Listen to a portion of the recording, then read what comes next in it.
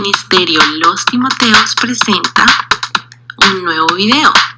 El día de hoy hablaremos acerca de Satanás.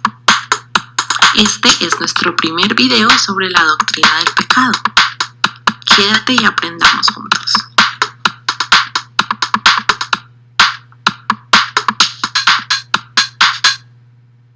Bueno, sabemos que aprender de la palabra del Señor es una misericordia y el hecho de que tú estés aquí hoy aprendiendo conmigo acerca de lo que el Señor ha preparado para nosotros es una misericordia de Él, es una gracia enorme, porque muchas personas alrededor del mundo no tienen el mismo privilegio, pero tú y yo tenemos el internet, tenemos la forma, tenemos la palabra, que es lo más importante, para estudiarla. Así que comencemos. Empecemos con un dato curioso. ¿Sabías que en el Antiguo Testamento la denominación o la utilización de la palabra Satanás se emplea 19 veces? Bueno, resulta que esta palabra está confirmada y la existencia de Satanás está confirmada en 9 libros del Antiguo Testamento. Está súper confirmada su existencia y en el Antiguo Testamento la palabra significa adversario o acusador. Aparece 19 veces en el Antiguo Testamento. Y realmente sabemos que por estudiosos de la Biblia, sabemos que la palabra se emplea tanto como título, como el acusador. Por ejemplo, si tú revisas Zacarías 3 del 1 al 12, es un título. También se utiliza como un nombre personal, como en Primera de Crónicas 21.1 o en el Salmo 109.6. Te pongo en pantalla un ejemplo de una marca que creo que es conocida por muchos, que es Vera Bradley. Es una marca de billeteras, bolsos, maletas, todo lo que tiene que ver con maletas, loncheras, todo esto. La creadora es Barbara Bradley, ¿cierto? Pero ella no solamente es la creadora, ese es el nombre personal de la marca, ¿cierto? Bradley, Vera Bradley, sino que también es el título de la marca, ¿verdad? Entonces aquí vemos un ejemplo de cómo estas dos funciones pueden estar juntas. Una es un título y la otra es un nombre personal. Bueno, resulta que con Satanás sucede lo mismo. De hecho, en el Nuevo Testamento ya no se usa tanto la palabra Satanás, sino como diablo, aparece como diablo un poco más. Y las palabras que se usan son las de calumniador e injuriador. Entonces, esta palabra diablo viene de la palabra diabolos y se denomina con más frecuencia en el Nuevo Testamento. La palabra Satanás aparece, adivina, 34 veces en el Nuevo Testamento. Y la mitad de esas veces, de esas 34 veces, aparece en los evangelios y en los hechos de los apóstoles, y la otra mitad en las epístolas, ¿cierto? En las cartas y en el Apocalipsis. Entonces, estos datos son muy importantes saberlos porque hay muchos otros nombres y títulos que se refieren a Satanás, pero muchas veces no nos damos cuenta la frecuencia con la que se mencionan en la Biblia. De hecho, en Apocalipsis 12:10, Satanás se menciona como el acusador. Y hay muchos otros títulos más. Por ejemplo, el adversario, se le dice en Primera de Pedro 5:8, se dice que él es el adversario, ¿verdad? Y otros títulos más como Apolión en Apocalipsis 9:11, Belcebú en Mateo 12:24, Belial en 2 de Corintios 6:15, el dragón en Apocalipsis 12:7, y también uno que me parece muy interesante es el Dios de este siglo, como dice 2 de Corintios 4:4, o el príncipe de la potestad del aire, como dice Efesios 2:2. También se le conoce como la serpiente, como Apocalipsis 22 nos dice, y uno muy cierto, el tentador, en Mateo 4:3. También otras veces lo conocemos como el león rugiente, en Primera de Pedro 5:8 también.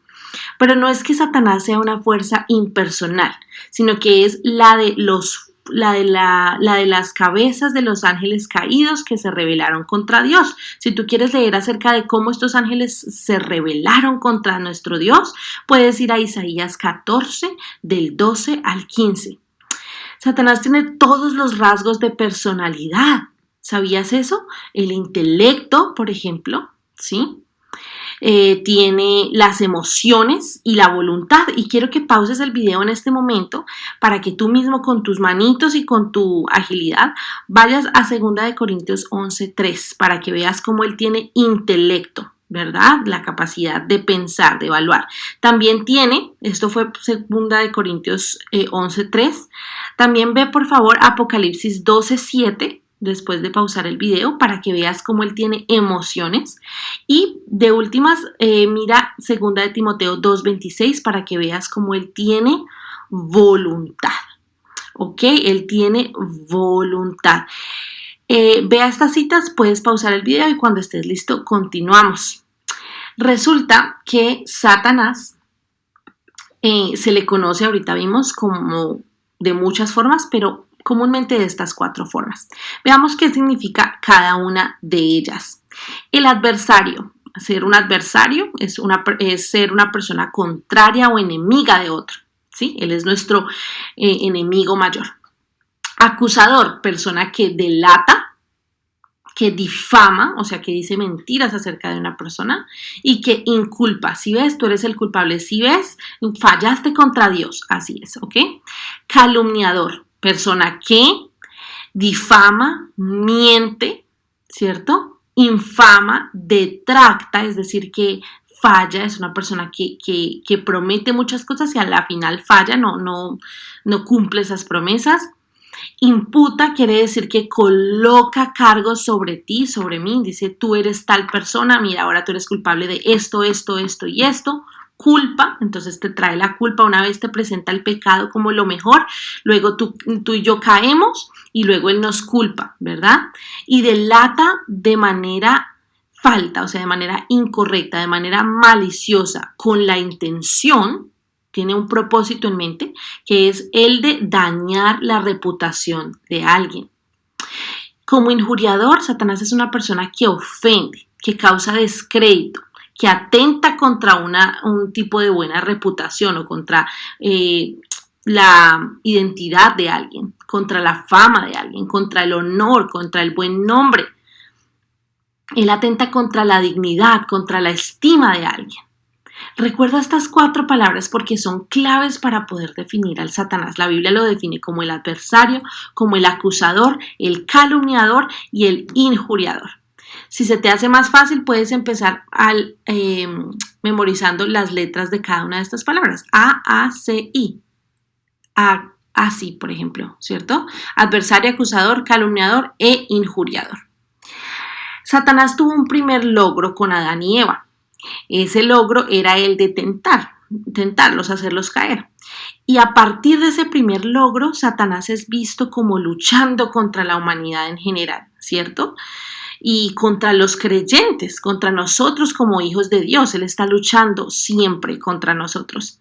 Él está en oposición al mundo entero. ¿Y qué es lo que él hace, chicos? Clave grabarnos esto en la mente. Él ciega, él engaña y él gobierna sobre el hombre que está en su maldad. Es decir, nosotros ya tenemos una maldad en nuestros corazones, tampoco es que le vamos a echar toda la culpa al diablo, no, porque tú y yo nacimos con un componente de pecado arraigado a nosotros, ¿cierto? Que tenemos es que nacer de nuevo en Cristo para que el pecado no nos domine más. Te recomiendo que leas Romanos 6, por favor, y si puedes hacerte un propósito, un gol para ti mismo de memorizarlo, te felicitaría. El Romanos 6 es un capítulo clave para entender cómo el pecado no nos domina más y cómo vivimos bajo la gracia, pero el que vivamos bajo la gracia no nos da derecho de decir pequemos, pequemos, pequemos, sino de entender que si bien el pecado no domina sobre nosotros, nosotros tenemos que cambiar y vivir en santidad, porque fuimos plantados juntamente con Él, sepultados en su muerte y en su resurrección también. ¿Ok? Entonces te recomiendo Romanos 6. Pero grábate que Satanás es el que ciega, el que engaña y el que gobierna.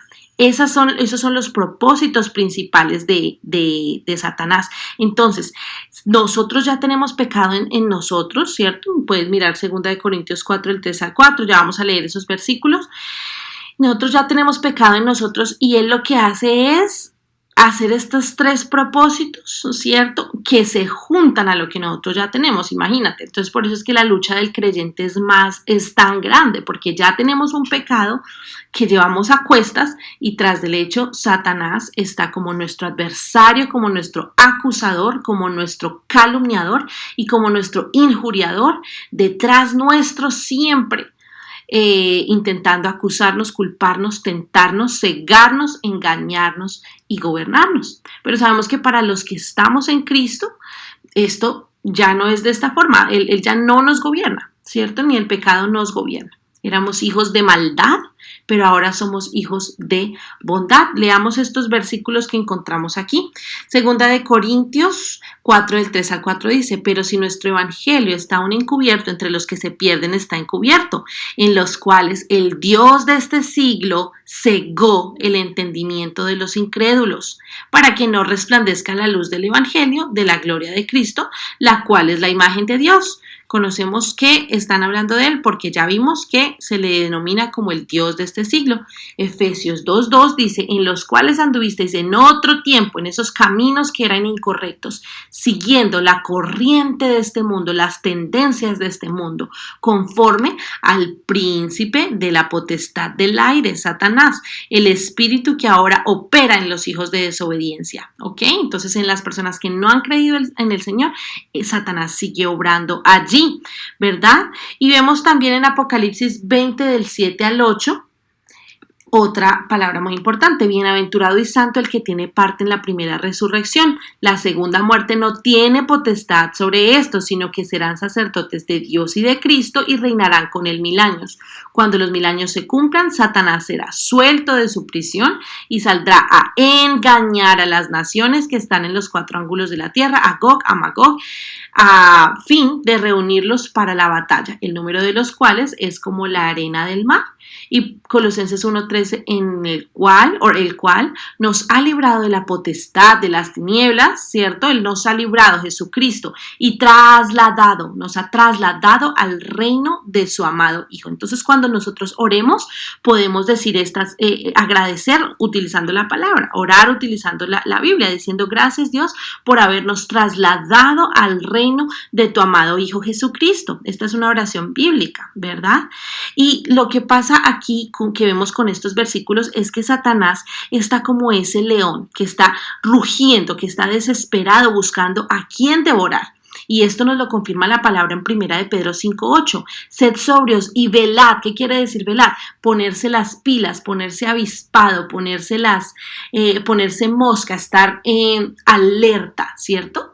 Porque nuestro adversario, nuestro enemigo, el diablo, como león rugiente, anda alrededor buscando a quién devorar, a quién puede hacer caer, a quién puede tragar. Satanás incitó a pecar a David, chicos, un hombre que era conforme al corazón del Señor.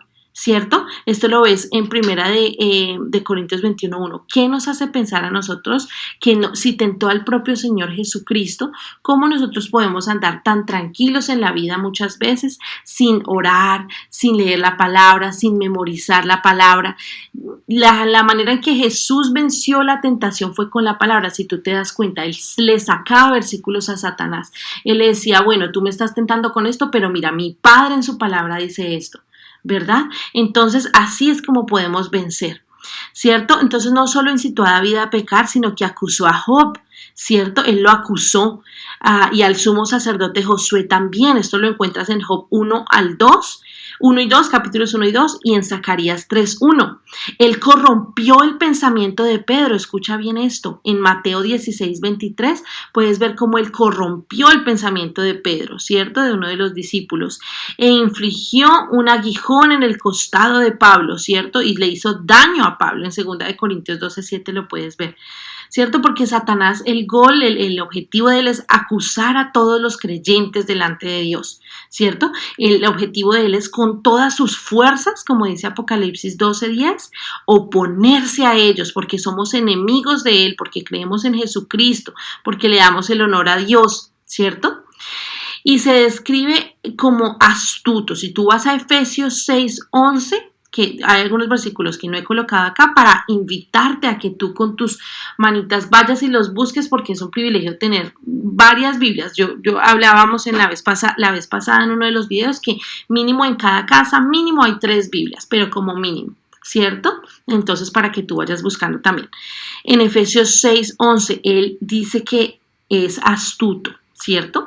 Que hace que todos los creyentes se pongan de verdad la armadura de Dios, tanto para defenderse como para atacarlo. ¿Sabías eso? ¿Sabías que con la armadura de Dios puesta tú puedes tanto defenderte de él como atacarlo? Defensa y ataque. Pero a veces olvidamos que tenemos esta responsabilidad de ponernos la armadura del cristiano, del creyente.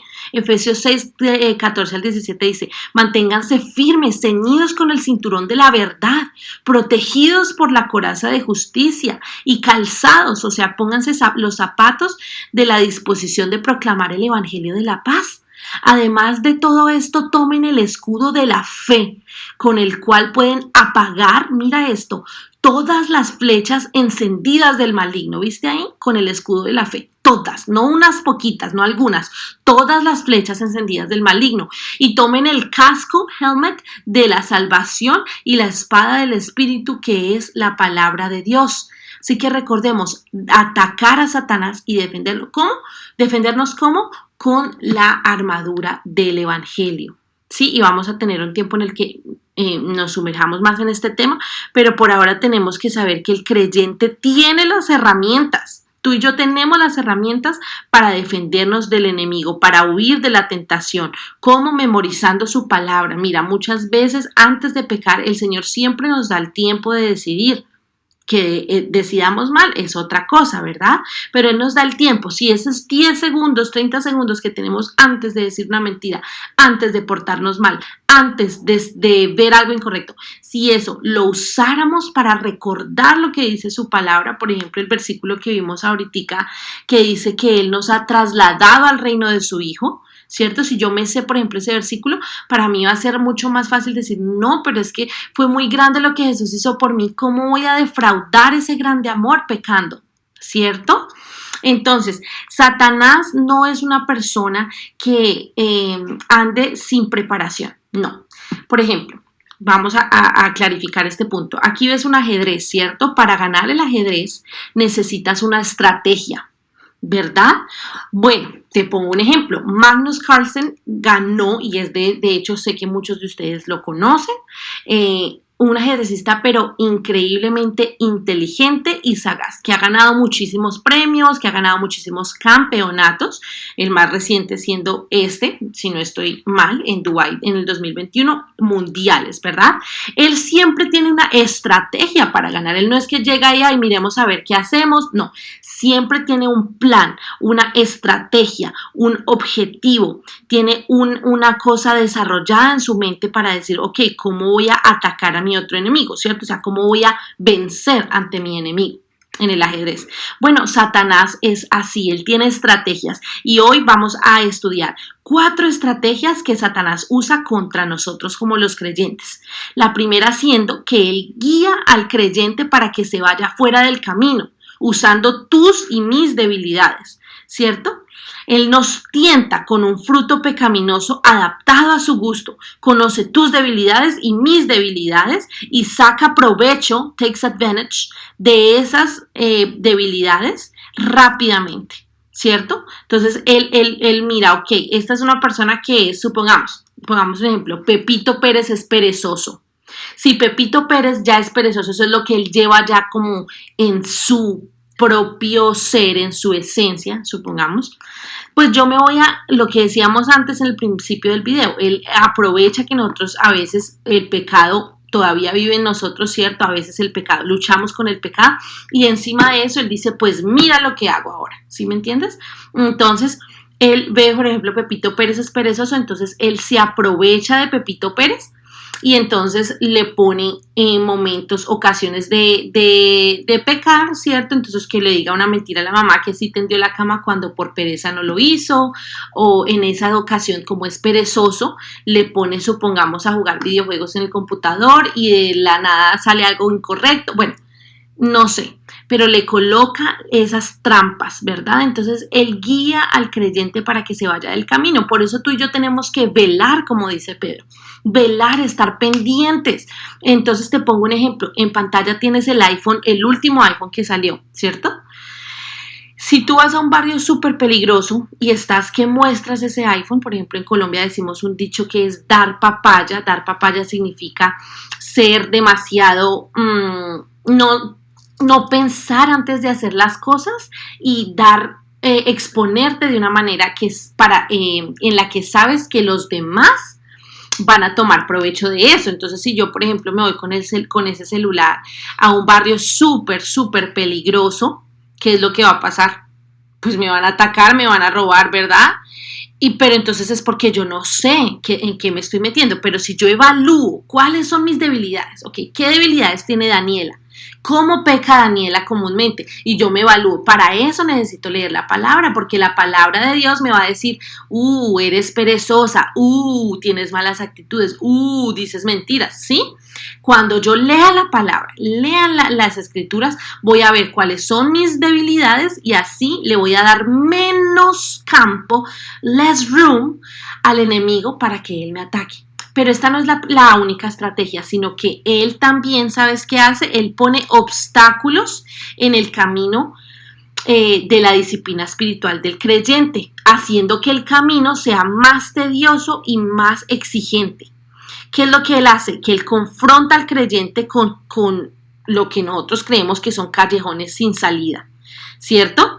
Como los negocios, supongamos problemas con los negocios, la soledad, que uno se siente solo, ¿cierto? El cansancio, ya digo, no tengo más fuerzas, y él nos hace ver que ese es el fin del mundo, ¿cierto? Entonces nos desanima, ¿cierto? E intenta vencernos, ¿verdad? Pero nosotros tenemos para poder entender esto, tenemos que vivir con una maleta ligera. Por eso te pongo aquí esto, porque él lo que va a intentar es ponerte esto en los hombros, y no sé si alguna vez has cargado esas maletas que son súper pesadas. No puedes avanzar porque hay muchos obstáculos, ¿cierto? Te cansa la espalda, no puedes seguir caminando, y esto es por lo cual nosotros podemos ser aquí como este señor que yo sé que tú conoces, Roca, ¿verdad? Así de fuertes somos cuando nosotros colocamos al Señor como nuestra roca. Por eso te lo pongo acá, roca y roca, ¿verdad?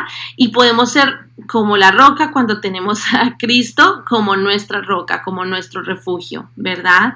Y esto lo vemos en el Salmo 18:2. Dice: Jehová, roca mía y castillo mío, mi libertador. Dios mío, fortaleza mía, en él confiaré, mi escudo y la fuerza de mi salvación, mi alto refugio. También dice: Jehová es mi fortaleza, mi escudo, en él confió mi corazón y fui ayudado, por lo que se gozó mi corazón y con mi cántico le alabaré. Entonces, para que el enemigo no coloque estos obstáculos gigantescos, haciéndonos creer que no hay más salida, tenemos que establecer a Jesucristo como nuestra roca, como nuestro refugio, tener una relación personal con él. Pero no son estas dos las únicas estrategias que él usa, sino que en tercer lugar, él pone trampas al creyente. A ti y a mí nos pone trampas, engañándonos acerca de quién Dios es y de su verdad. Y esto lo hizo desde el principio. Si tú te vas a Génesis 3, 4 al 5, vas a ver esto, engañando, siempre engañando. Y ha corrompido la verdad de innumerables formas. ¿Por qué? Porque su propósito es engañar. Por eso es que tú y yo no podemos caer en esas trampas. Y en pantalla te pongo un ejemplo. El ratoncito va convencido de que allá está el queso y que no le va a pasar nada, ¿verdad? Pero tú y yo, sabiendo que el enemigo es nuestro calumniador, injuriador, acusador, nosotros no vamos a ir directo a esa trampa, sino que vamos a leer la palabra, vamos a ayunar, vamos a orar, ¿cierto? Asegurándonos de que nuestros ojos están puestos en Cristo, de que la verdad de la palabra de Dios está en nuestra mente. Por eso insisto tanto en memorizar la palabra del Señor, porque si nos aseguramos de que la verdad bíblica está puesta en nuestros ojos, está resonando en nuestros oídos, está habitando en nuestro corazón y morando en nuestra mente, vamos a darle al enemigo menos campo para que nos venza. Estar alerta, como cuando jugamos hide and seek, escondidas, ¿verdad? Tenemos que estar buscando las maneras. Como cuando el chico, por ejemplo, aquí va a salir a buscarlos a ellos, él tiene que buscar cautelosamente, las maneras en que no caiga en las trampas del enemigo, ¿ok? Y por último, chicos, es que él se opone a cada paso de santificación. Recuerda algo, por favor, y lo voy a decir 2 veces. El progreso tuyo como creyente y mío como creyente es el retroceso del diablo. Si tú avanzas en la fe, él es un retroceso para él, es una pérdida para él. Cada vez que tú leas la Biblia con pasión, con el corazón, no porque nos obligan, no porque nos mandan, sino de corazón, para él eso es una derrota, eso es un puño para él en su cara, ¿sí? Cuando tú y yo decimos, mamá, papá, quiero ayunar hoy, quiero privarme de comer para ir a mi cuarto a orar y a pensar en el Señor. Eso es un golpe para Satanás. Cuando memorizamos su palabra, cuando no caemos en la tentación, eso es el peor golpe para Satanás, ¿verdad? Él se opone a cada uno de nuestros pasos que intentamos dar para santificarnos, ¿cierto? Él no quiere que seamos obedientes, pero Cristo es el remedio, ¿verdad? Cuando tú y yo volvemos a ese primer amor que encontramos en Cristo, nos damos cuenta de que ganamos los mejores trofeos que pueden haber, ¿cierto? Porque nuestro mejor premio es Cristo, es su victoria en la cruz, su victoria, ¿cierto? Entonces, esos muros que el diablo construye para obstaculizarnos, sabemos quién los puede derribar. Miqueas 2:13 dice, subirá el que abre caminos delante de ellos, abrirán camino y pasarán la puerta y saldrán por ella. Y su rey, nuestro rey Jesucristo, pasará delante de nosotros y a la cabeza de ellos Jehová. Y también puedes leer en Lucas 4:18, el Espíritu del Señor está sobre mí por cuanto me ha ungido para dar buenas nuevas a los pobres, me ha enviado para sanar a los quebrantados de corazón, a pregonar libertad a los cautivos, vista a los ciegos y a poner en libertad a los oprimidos. El mejor récord que podemos marcar en el mundo entero no es un Guinness World Record, no. El mejor récord es el de darle al enemigo menos room, menos cuarto para que nos ataque, ¿cierto? Entonces, cuando Satanás forja cadenas para atacarnos, nosotros como creyentes debemos implorar a Cristo, porque Él es el que libera a los cautivos, como acabamos de leer. Es Él el que nos puede ayudar. Es Él en quien hallamos nuestro mayor gozo. Sabemos que no es por nosotros mismos, ¿cierto? Sino que nuestra competencia y habilidad provienen del Señor, de Dios, como dice 2 Corintios 3:5. ¿Y sabes cuál es nuestro mayor gozo? Que si bien necesitamos aprender todas las estrategias del enemigo y estar velando y todo, y por eso es que estas clases son importantes, porque nos ayudan a ver en la palabra del Señor, wow, el enemigo hace esto, el enemigo se define como esto. Pero más que eso, tenemos que siempre tener en cuenta que Jesús ya derrotó al enemigo. Él ya está derrotado. Él ya no tiene en ti y en mí, si somos verdaderos creyentes e hijos de Dios, Él ya no tiene el gobierno de nuestras vidas. Mientras Jesús, la destrucción de Satanás está ya asegurada, él ya está condenado, ¿verdad? Pero hasta ver esto, hasta entonces, hasta vernos con nuestro Señor Jesucristo cara a cara, nosotros como creyentes debemos reconocer que nuestra competencia no viene de nosotros mismos, sino del Señor. Amén. Entonces pasemos a nuestra sección Memoriza. El Señor nos dijo, la paz les dejo, mi paz les doy. Yo no se las doy a ustedes como la da el mundo. No se angustien ni se acobarden. Juan 14:27. La victoria está en Jesucristo, chicos. Memoricemos 2 Corintios 3:5, que está en pantalla. No depende de nosotros, ¿cierto? Sino de nuestro Señor, en quien tenemos la victoria. Como parte de tu tarea, la sección realiza, vas a realizar un póster creativo utilizando una plataforma digital, te doy un ejemplo, Canva, ¿cierto? En donde enumeres las razones por las que es importante leer la Biblia. ¿Dónde vas a encontrarlas? En el artículo que encuentras en pantalla. ¿Por qué es importante leer la Biblia? Hecho por Mi Ciudad Oxnard, la revista Mi Ciudad Oxnard. Y vas a sacar, aparte de esa lista, 5 reflexiones personales tuyas, ¿cierto? Y las vas a colocar en el póster, el cual puede tener más de una página, lo que sea necesario, dibujitos, gráficos, letra, tus reflexiones personales. Y una vez lo hayas terminado, antes del 8 de febrero a las 11:59 de la noche, lo vas a compartir al drive de ccbc.congregacionhispana@gmail.com. Dios te bendiga y gracias por estar una vez más aquí.